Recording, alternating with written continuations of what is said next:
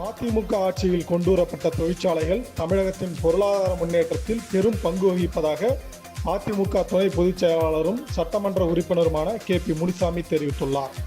கிருஷ்ணகிரியில் செய்தியாளர்களிடம் பேசிய அவர், அதிமுக பொதுச் செயலாளரும் சட்டமன்ற எதிர்க்கட்சி தலைவருமான எடப்பாடி K பழனிசாமி நாளை முதல் 2 நாட்களுக்கு கிருஷ்ணகிரி மாவட்டத்தில் உள்ள 6 சட்டமன்ற தொகுதிகளில் பிரச்சாரம் மேற்கொள்ள இருக்கிறார் என்று தெரிவித்தார். எடப்பாடி பழனிசாமி அவர்களின் பிரச்சாரம் மக்களிடையே புது எழுச்சியை ஏற்படுத்தியுள்ளது என்றும் அவர் அப்போது கூறினார். எடப்பாடி அவர்கள் கொண்டு வந்தது அருகாமையிலேயே மைதான் தொழிற்சாலை கொண்டு வரப்பட்டது, ஓலா கொண்டு வரப்பட்டது.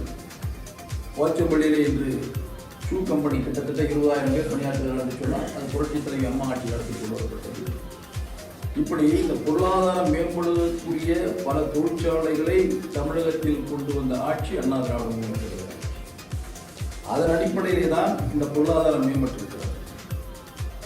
இவர் ஆட்சியில் 5.5 லட்சம் கோடி கடன் வாங்கியிருக்கிறார்.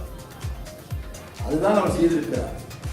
இதிலே பெருமை பேசுவதற்கு எந்த விதமான தார்மீக உரிமையும் இன்றைய முதலமைச்சருக்கு இல்லை.